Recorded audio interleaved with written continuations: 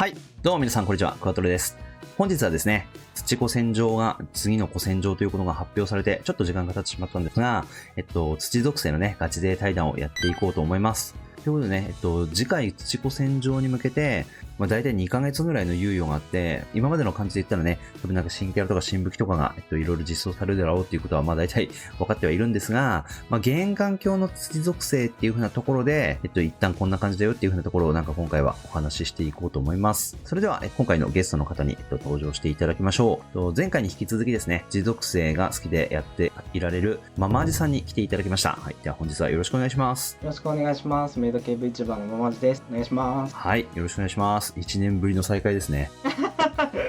そうですね。これ1年ぶりの再会ですって今思ったらあれだわ、全員に言えるわ俺。そうですね。結構環境がいろいろ上石マグナっていう風なところで激変してる最中ではあるんですが、まさかの3回連続トップバッター土属性と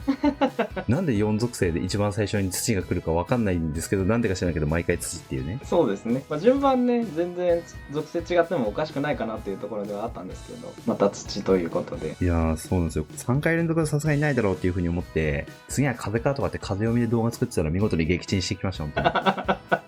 ということで、今回は土属性ということで、ママさんに来ていただきましたと。では、今回話す対談の内容についてなんですが、上石への移行基準ですとか、無課金で必要な武器、あとはなんか編成で必要な召喚石、今現時点の土属性の環境のね、ベースっていう風なところをなんかいろいろママさんと話していこうと思います。では、ママさん、これね、毎回ガチで対談の時に一番最初に聞いていて、1年前も全く同じことをしたと思うんですが、土属性のね、その、リミ武器っていう風なところを一体どんな感じで集めてるかっていう風なところをちょっと最初に見せてもらおうと思います。こんな感じですね。ルミナスとリミ武器相当してる形にはなるんですけど。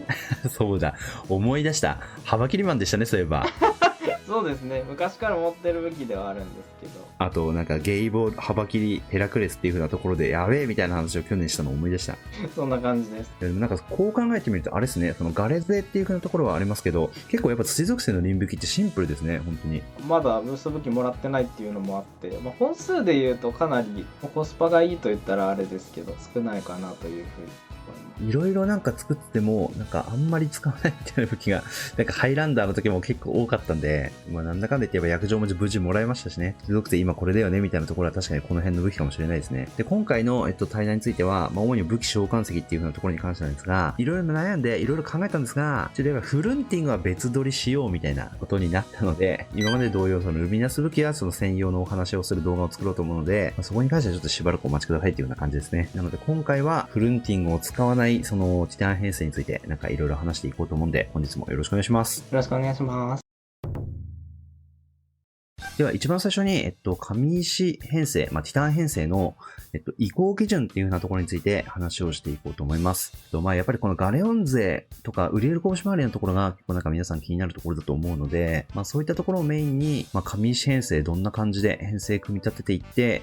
どういう風に強化していくのがいいのかっていう風なところをちょっと見ていこうと思います。じゃあそれでは、第一優先の武器、じゃあそこからちょっと見ていこうと思うんですが、やっぱりガレ勢が主軸とかですかね、今だと。そうですね、基本的にガレオン勢と、ウリエルコブシが主軸になってくるかなと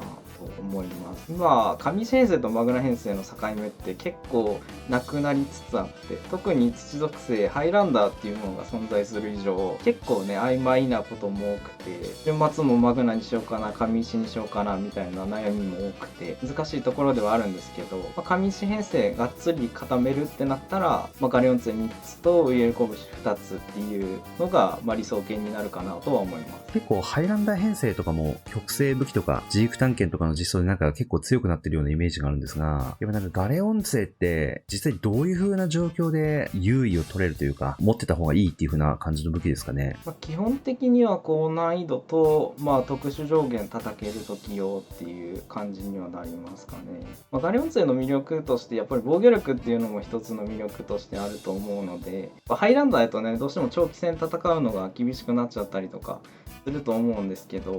あとやっぱりカイム君を前出しできなくなるっていうので、変転も効いてなかったりとかいうのも相まって、ガレオン勢3本運用せずカイム君後ろにいるハイランダーやと、かなり高難易度では耐久もろくなってしまうので、武器とカイム君と合わせてですけど、そういうとこがガレオン勢の魅力かなとは思います。まあでもやっぱあれですね、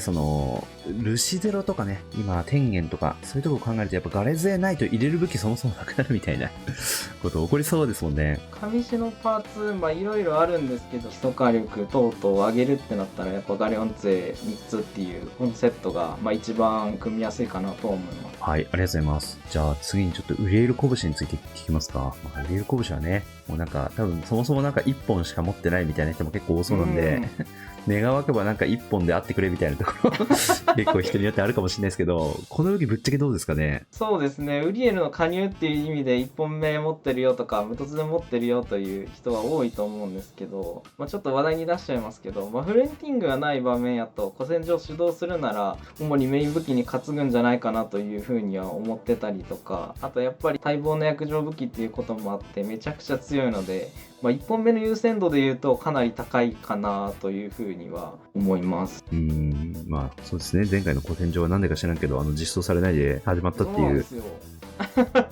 実際なんか土属性ってなんか薬状自体は結構強い武器ではあるんですけど、そもそもなんか拳で合わせる武器少ないみたいな問題結構抱えてるじゃないですか。浴場の、まあ、よだめとダメ上下の部分すごく強いんですけど、まあ、ボルテージの部分ですね、拳の本数っていうところに関しては、まあ、極性拳とかオメガ拳とか、まあ、ありはするんですけど、現状あんまり噛み合いがよろしくなくて、まあこの間の闇属性とかやとリッチオンの斧いっぱい中に入れてって相性良かったと思うんですけど、まあ、それと比べるとちょっと同じ薬状武器なんですけど見劣りしてしまうかなという現状ではあります。じゃあそれではガレオン勢ウリエル拳っていう風なところを聞いてきたと思うんですけど、まあ、実際なんか移行っていう風なところに関してこれはなんか他に持っておいた方がいいなっていう武器ってありますかね。基本的にマグナとの差別化でリミテッドの中でまあ評価高いなと思うのはやっぱり一振りですかね。闇子戦場の時も、まあ、フォールの評価かなり高かったとは思うんですけど、使うなら一振りの渾身っていうのはやっぱり生きてくるかなと思いますし、まあ、連撃のね覚醒もついてるので家の補助とか結構いい役割するかなと思います。とまあフルオートとか高難易度とかにはなるんですけど、ワールドエンドこれも家の補助ついてて、まあ、土も浴びだめに寄ってるカラーが最近かなり多くなってきたので結構助かるかなという武器ではあります。あと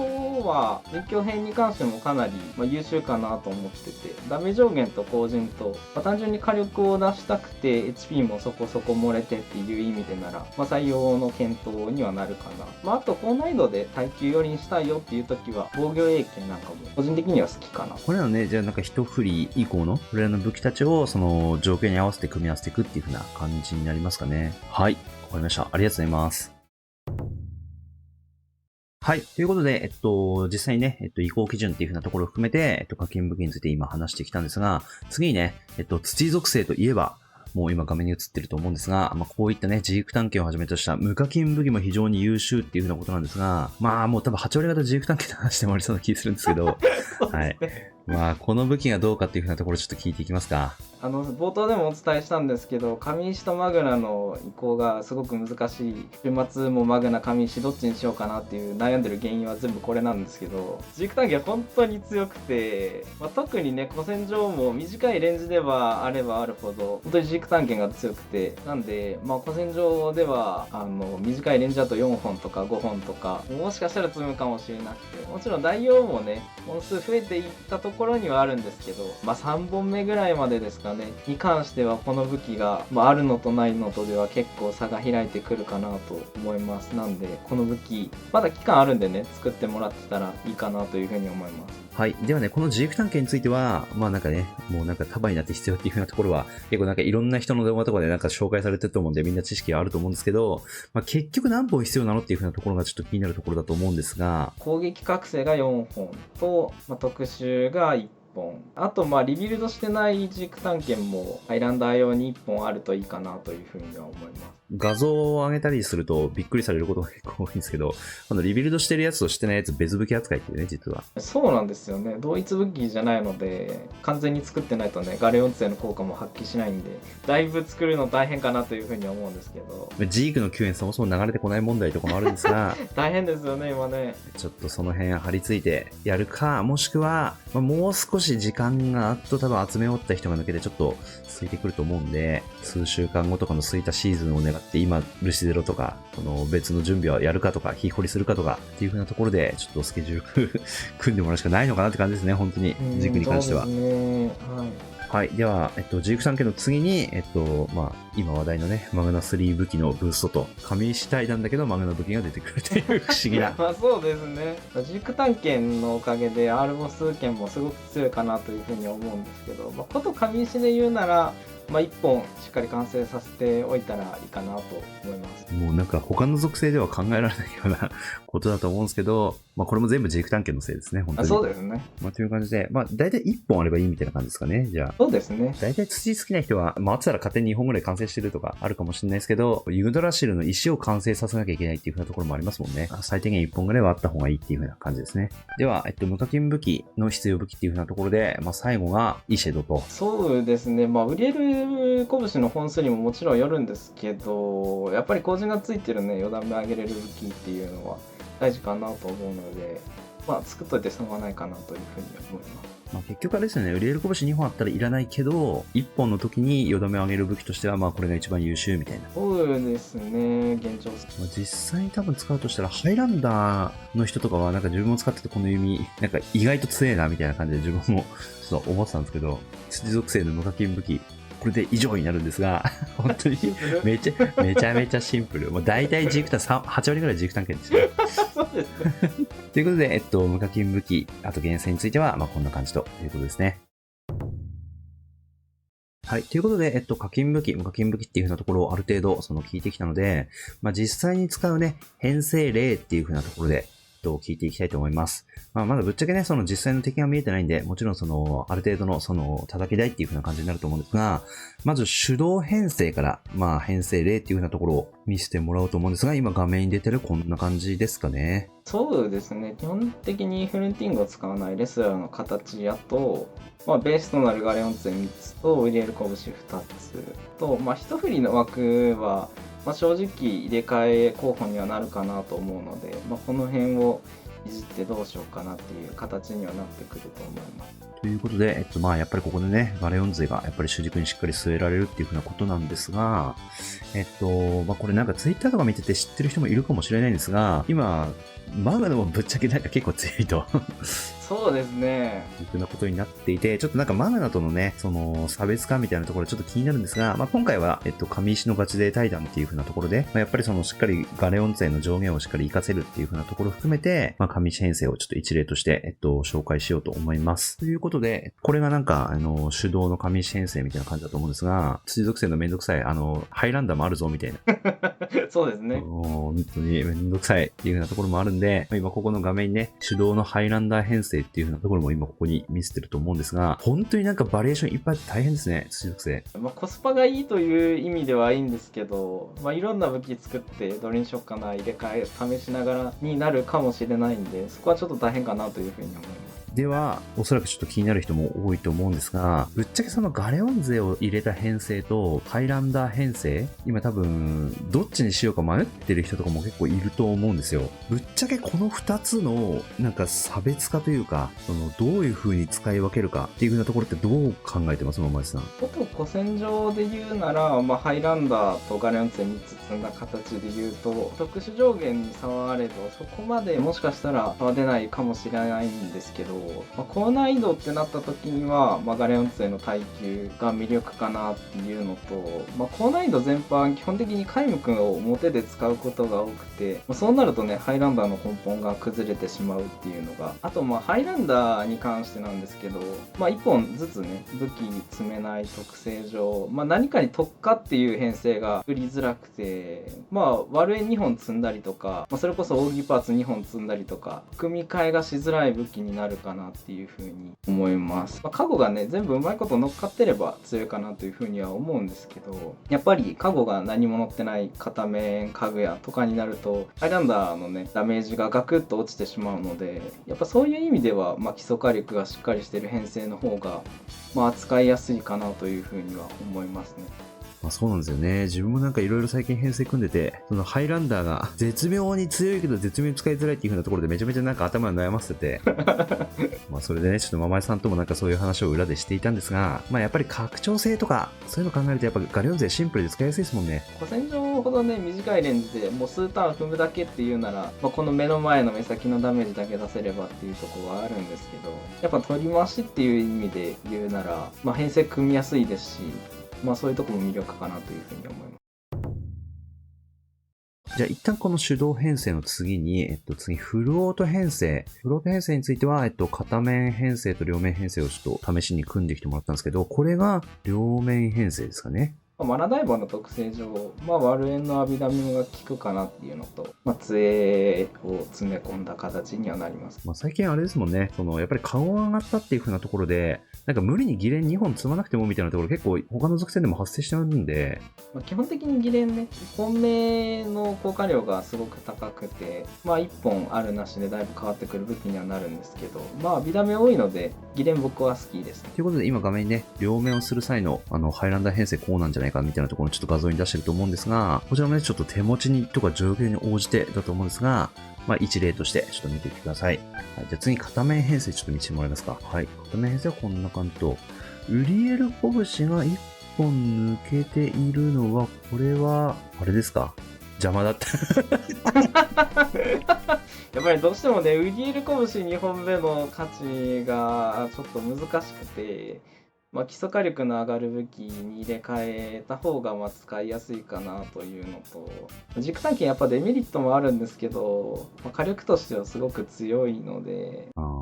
まあ片面編成でっていう風なことになると、まああれですもんね、そのメインバブとかメイントリゼロとかで、まあ、95ヘルないし150ヘルを短期で殴り切るみたいなところが結構多いと思うんで、まあそうなってくるとジーク短期のデメリットよりもとりあえず火力を上げて殴ろうみたいなところは多いかもしれないですね、確かに。そしてね、今この紹介してる動画では、あえてフルンティングをなしの状態で編成を組んでもらってるんで、もうぶっちゃけね、その土属性本気でやってる人とかっていう風になってくると、まあ多分フルンティングを使ったフロート編成以外ほぼほぼ使う機会がないと、そういう状況だと思うんで、まあやっぱフルンティングとの相性とか考えるとやっぱジーク短期入れたくなっちゃうっていう風な感じですね。ということで、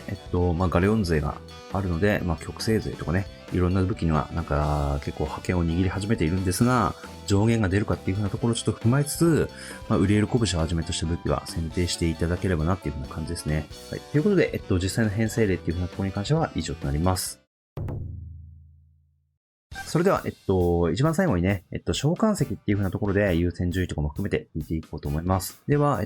まあ、前回の対談とかもそうだったんですが、まあ、ことね、土属性の召喚石を優先順位を話すっていう風な時に、まあ、神石本体とか、そのウリエル、あとベリズバブ、ベリアルっていう風なところの、どの属性でもまあ必須級だよねっていう風なところはまああえて話す必要は特にないと思うので、それ以下のね、周辺パーツとか、使用頻度が高い、重要石っていう風なところについて聞いていこうと思います。では、優先度第1位っていう風なところをちょっと聞いていこうと思うんですが、第1位に上げるのもちょっとおこがましいんですけど、まあ、個人的には家賃は取っといてほしいなという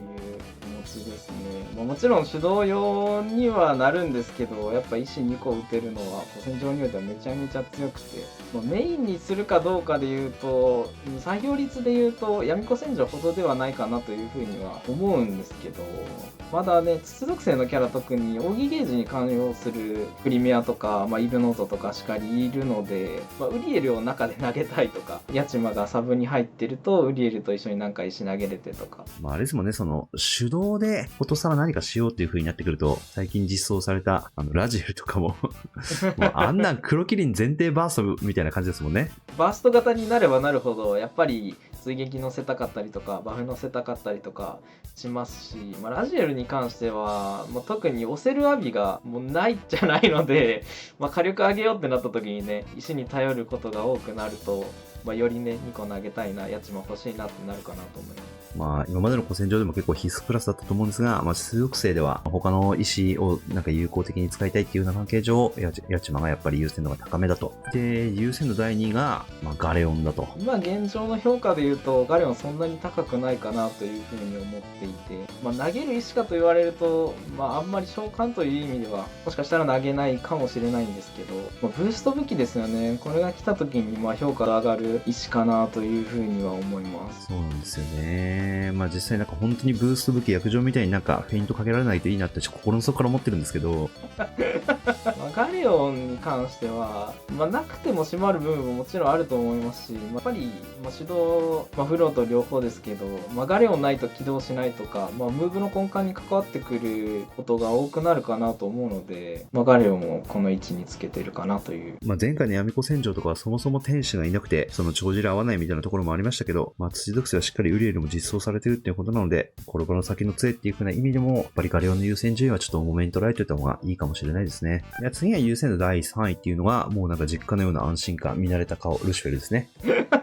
そうですね、ルシフェルとバハムート、一応同列の評価かなというふうには思うんですけど、やっぱりね、地属性ちょっとね、キャラも含め、フロートにちょっと難があるかなというふうに個人的には思ってて、やっぱりルシフェルの回復と耐えることが多いかなというふうに思うので、作ってて損はないかなと。なんか前回の古戦場で自分をなんかすげえ体感したというかなんですけど、フルンティングありの話になるので、ちょっとここの話はちょっとずれちゃうかもしれないですが、フルンティングを使ったフロート編成とかってなんかメインバブのことが多いじゃないですか。結構やっぱり主人公の火力を高めたいからみたいな。そう、なんかそうなってくると、自然と中ルシになるみたいな機会がすごい多くて、中ルシしなくても乗り切れる場面とかは結構なんか多いかもしれないんですが、触れるし、もらっとけばとりあえずいいみたいな、場合によってはなくなるかもしれないっていう風なところが、ちょっと土属性の違うところかもしれないですね。はい。で、バハムートですね。この石もあれですよね。去年とか結構手動のフレンド選択で使ったりとかもしましたし。基本的に中の石上げたいとか、手動で使うなら、バハバハにして何かとか可能性はなくはないんで、ムーブと一つとして考えられるかなと思います。古戦場に限ったことではないんですけど、本当に強い石かなというふうに思います。あとあれですよね、その土属性って肉集めが結構なんか苦手レンジみたいな印象があるんで、そうですね。鳥ゼロ召喚で肉集めするってなった時に中場派必須っていう風なところが結構でかいポイントかもしれないですね。フレンドも集めないといけないですし、かぐやでね、フレンド、フリーとかで肉集めできればいいですけど、やっぱりバハムトに頼る部分もあるかなと思いますし、何せ鳥ゼロ召喚楽なんで肉集めも本当に楽なんで、できたら作ってほしいなという感じではあります。はい。ということで、優先度第5位がマンドラゴラ。なんかこれあれですね、自分としては結構意外だったんですけど、はい、個人的には優先度2位か3位でもいいぐらいの石だと思ったんですけど、ママージさん的には結構あれなんですね、5位ぐらい。最近の石枠がカツカツというところと、長いレンジになればなるほど、フルオート主体になればなるほど、外れてくるかなというところで、90、95とか水着マンドラゴラあれば入るかなというふうには思うんですけど、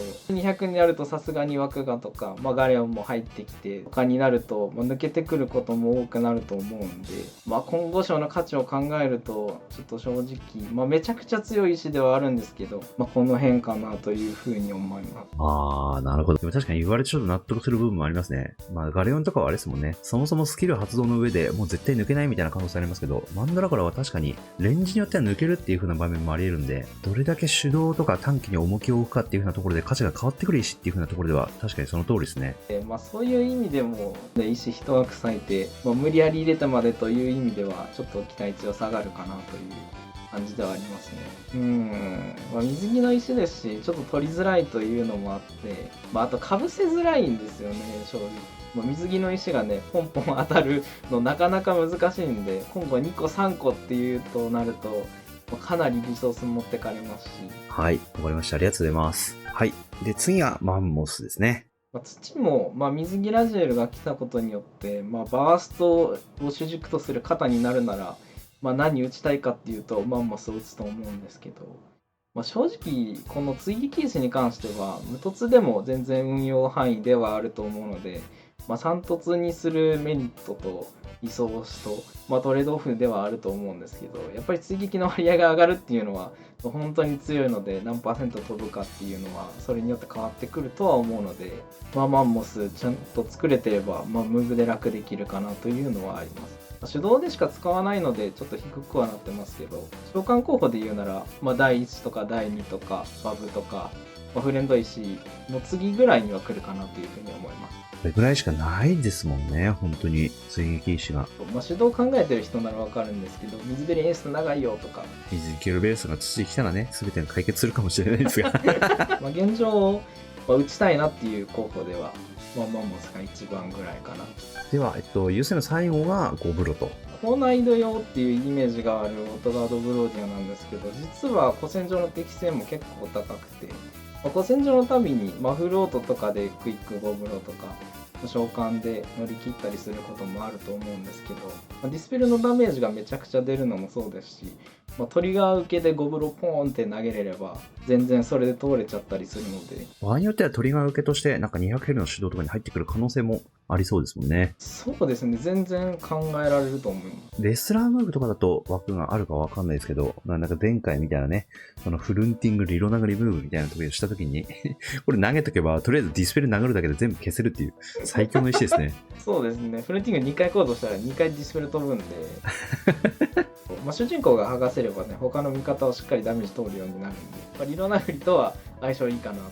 う。わかりました。ありがとうございます。じゃあ召喚石に関してはこんな感じですね。